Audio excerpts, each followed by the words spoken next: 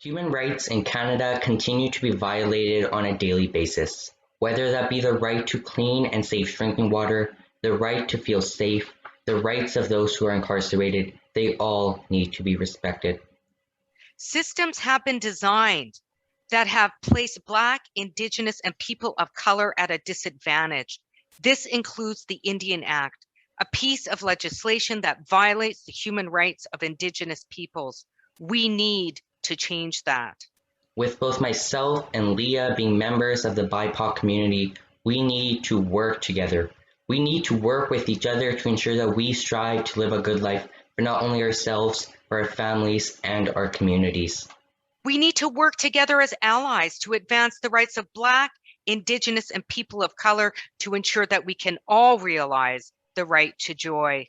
As a settler on Treaty 1, I know that I haven't done enough to help others, to help those that continue to help me. I haven't done enough to stand up for the rights of Black, Indigenous, and people of color. We must always be vigilant in our fight for human rights, and we must always stand up to ensure that people's human rights are upheld, because who is going to be next?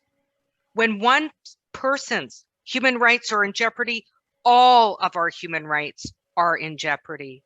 We need to stand up for everyone in Canada, no matter what groups they identify with, because human rights are applicable to all people in Canada.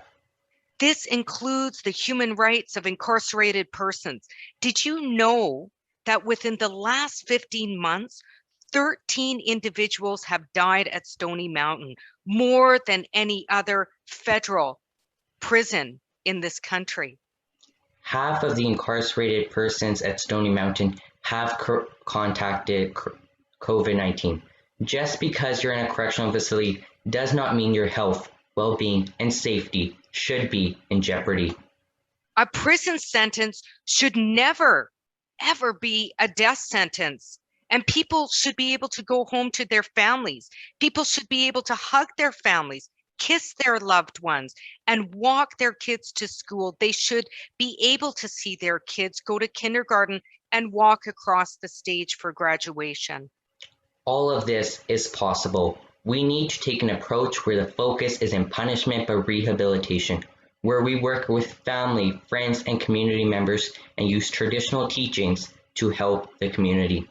We need to reform the system with such high recidivism rates. We know that the system is not working. And we also know that as a result of not caring for people on the outside, we put them at risk on the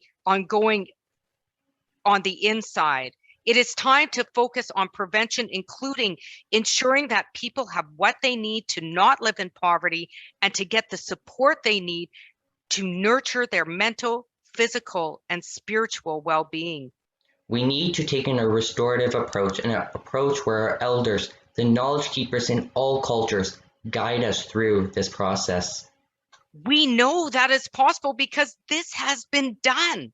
We need to start envisioning a good life where all persons can live it with dignity that benefits not just the individual, but the whole community. When you look after people, you build healthy communities. It begins with having our elders start the conversation, share their knowledge and wisdom with the community, where the community gathers together to heal from the harm that was caused and ensure that it doesn't happen again. Allowing restorative practices in Canada, practices that have been used for generations and generations, practices that have allowed individuals to develop a clear sense of identity rooted in their culture and start living a life of harmony in community. That is the good life. Living a life where you work to benefit not only yourself, but your family, friends, and community, where you learn from your mistakes and gain wisdom from our elders, where you're afforded your rights and your safety isn't put at risk just because you're incarcerated. And that is not happening right now, as we witnessed with the ongoing deaths that are happening in prisons, primarily populated with members from the Black, Indigenous, and people of color. Being targeted for being brown or Black is not what our elders and communities have taught us.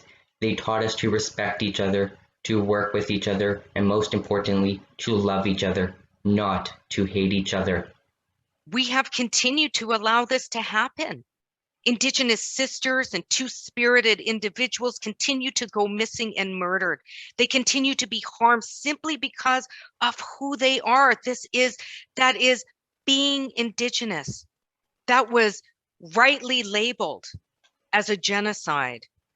Whether this harm is to missing and murdered Indigenous women and girls and two-spirited, Asian Canadians, non-binary individuals, Black, Indigenous, people of color, or women, none of this is acceptable, and yet we have continued to allow it to happen. When we don't work to address violence, we violate an individual's and community's ability to live a good life. A good life means ensuring that all people can live in dignity and where their safety is always respected. We need to continue to stand up against hate crimes and genocides. People should feel safe going about their day-to-day lives. People should not be afraid simply because of who they are. You should be able to go to the store and not be attacked. You should be able to walk alone at night and not be afraid that somebody will hurt you. You should be able to freely share your sexual orientation and not face repercussions for that. You should be able to walk on the sidewalk during the day and not be attacked. You should be able to go to work and not be killed for being BIPOC. That goes against everything we are standing up for. That goes against the good life. A life where we feel safe to walk alone at night. A life where you feel safe in general is part of the good life. And while feeling safe is also part of the good life, another part includes ensuring that all people have basic human rights, including the right to clean and safe drinking water. Currently in Winnipeg, we have access to clean drinking water, but at the expense of taking it from a community where they can't drink it themselves. That community is Shoal Lake 40. Shoal Lake 40 hasn't had clean drinking water for over 20 years. When Winnipeg had a boil water advisory for just a few days, we went crazy. Many people thought it was unacceptable that we didn't have clean drinking water for a short period of time. Imagine if that was Winnipeg for 20 years. We would be outraged like we were. Imagine if that wasn't an Indigenous community. We would also be outraged. But let's face the reality. Over 50 Indigenous communities in Canada continue to remain under a boil water advisory. A good life means making sure that everyone in this country has access to clean drinking water. We must advocate for that because this is a basic human right. We must always ensure that everyone is afforded human rights. We don't only need to do work that benefits us, we need to do work that also benefits others, that helps our family and all people living in Canada.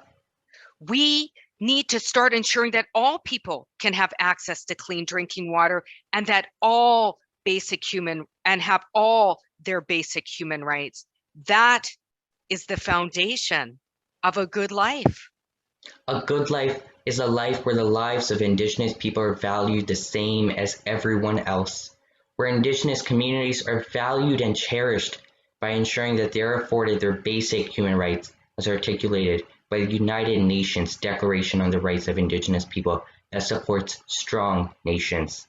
The rights that are articulated in the United Nations Declaration on the Rights of Indigenous Peoples are both collective and individual rights.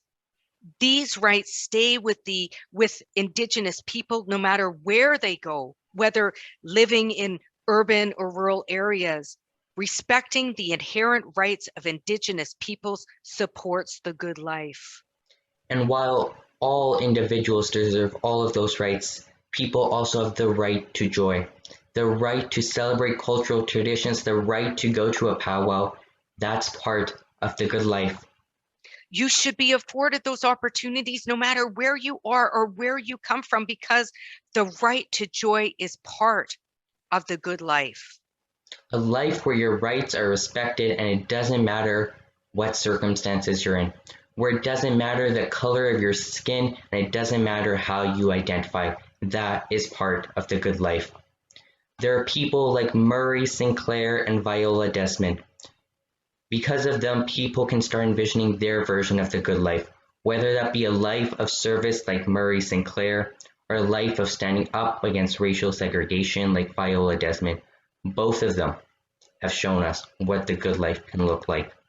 Murray Sinclair's life of service has spanned decades, from being the first Indigenous judge in Manitoba to being co-commissioner of the Aboriginal Justice Inquiry, to looking at the pediatric surgery program at the Health Science Centre, to heading the Truth and Reconciliation Commission of Canada, and to becoming a senator. He has shown us that a good life is a life of service to others, a life where you stand up for those who are marginalized. And he has shared his knowledge with us. And it is time that we take that knowledge and help others. Viola Desmond's life of standing up against racial segregation, of standing up against what is wrong, is the good life. A life where she was devoted to standing up for others, standing up so people are treated the same. While we celebrate those who have achieved the good life, let's acknowledge what the good life means to us. For us, the good life is a life where the people around us are afforded the rights that they deserve. That they know that, and I know that we will all be treated the same and with respect and dignity. The good life is not just what we envision for ourselves, but what we hope for others, what we hope for our parents, our kids, our siblings, our friends, and all those around us. That's what we believe is a good life, a life of hope, pride, and joy for all those around us. And to conclude our talk, let's remember that we should be moving forward side by side, not one in front of another, in unison and as one. Let's work together for the betterment of all, not just a select few. Let's do this by working in unison and learning from our elders. With that, we need to live a life that isn't just beneficial for us, but is beneficial for our families and our community. That is a good life, and that is what we should strive for. And that is all for our TED Talk. Thank you for listening. Miigwech.